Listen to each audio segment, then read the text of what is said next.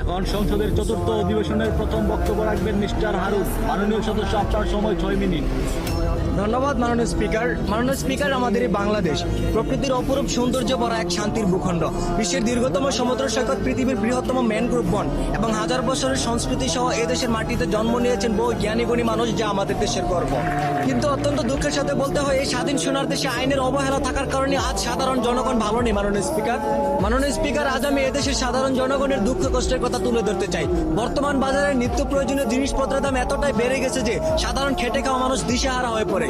চালের দাম, তেলের দাম, গ্যাসের দাম বাড়ে, কিন্তু সাধারণ মানুষের আয় বাড়ে না। এই অভাবে পরে দেশ ও জাতির উন্নয়নের আশা করা যায় না। মাননীয় স্পিকার, আজ দেশের হাজারো শিক্ষিত যুবক বেকার ঘুরছে। বাবা মা কষ্ট করে পড়াশোনা করায়, কিন্তু পড়াশোনা শেষ করার পরও চাকরি নেই। বিশেষ চাকরি করতে গেলেও যোগ্যতা চাই, আবার কিছু কিছু ক্ষেত্রে ঘুষ ছাড়া চাকরিও পাওয়া যায় না।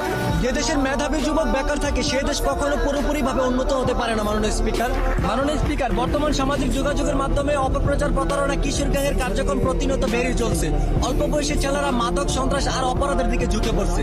পরিবার, সমাজ, প্রশাসন সবাইকে একসাথে মিলে কাজ করতে হবে, নইলে ভবিষ্যৎ প্রজন্ম ধ্বংস হয়ে যাবে। মাননীয় স্পিকার, স্কুল কলেজ এমনকি মাদ্রাসা যাওয়ার কোথাও মেয়েদের রক্ষা নেই। ধর্ষণ, অবিচার, অলিক্ষণ প্রতিনিয়ত ঘটে যাওয়ার পরে এর কোনো প্রতিবাদ নেই। তবে আইন যদি সঠিক ও ন্যায় পথে চলতো, তাহলে দেশে এমন ঘটনা ঘটতো না। মাননীয় স্পিকার, আমরা সাধারণ মানুষ বড় বড় কথা বলতে চাই না। আমরা শুধু নিরাপদে থাকতে চাই, শান্তিতে চলতে চাই, ন্যায্য অধিকার নিয়ে মাথা উঁচু করে বাঁচতে চাই। পরিশেষে সরকারের কাছে একটাই আবেদন, দুর্নীতি বন্ধ করুন, দ্রব্যমূল্য নিয়ন্ত্রণ করুন, বেকারদের কর্মসংস্থান তৈরি করুন, সাধারণ মানুষের নিরাপত্তা নিশ্চিত করুন। ধন্যবাদ মাননীয় স্পিকার।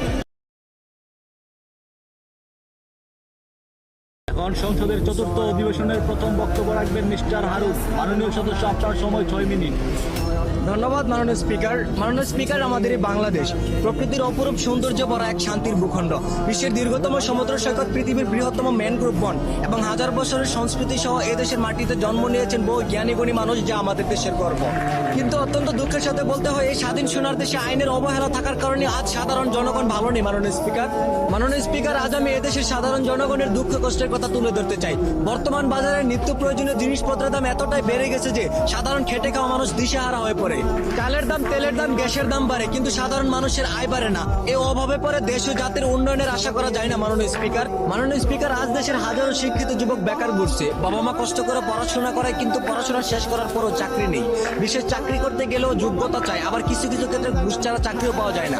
যে দেশের মেধাবী যুবক বেকার থাকে, সে দেশ কখনো পুরোপুরি ভাবে উন্নত হতে পারে না। মাননীয় স্পিকার, বর্তমান সামাজিক যোগাযোগের মাধ্যমে অপপ্রচার, প্রতারণা, কিশোর গ্যাংয়ের কার্যক্রম প্রতিনিয়ত বেড়ে চলছে। অল্প বয়সী ছেলেরা মাদক, সন্ত্রাস আর অপরাধের দিকে ঝুঁকে পড়ছে। পরিবার, সমাজ, প্রশাসন সবাইকে একসাথে মিলে কাজ করতে হবে, নইলে ভবিষ্যৎ প্রজন্ম ধ্বংস হয়ে যাবে। মাননীয় স্পিকার।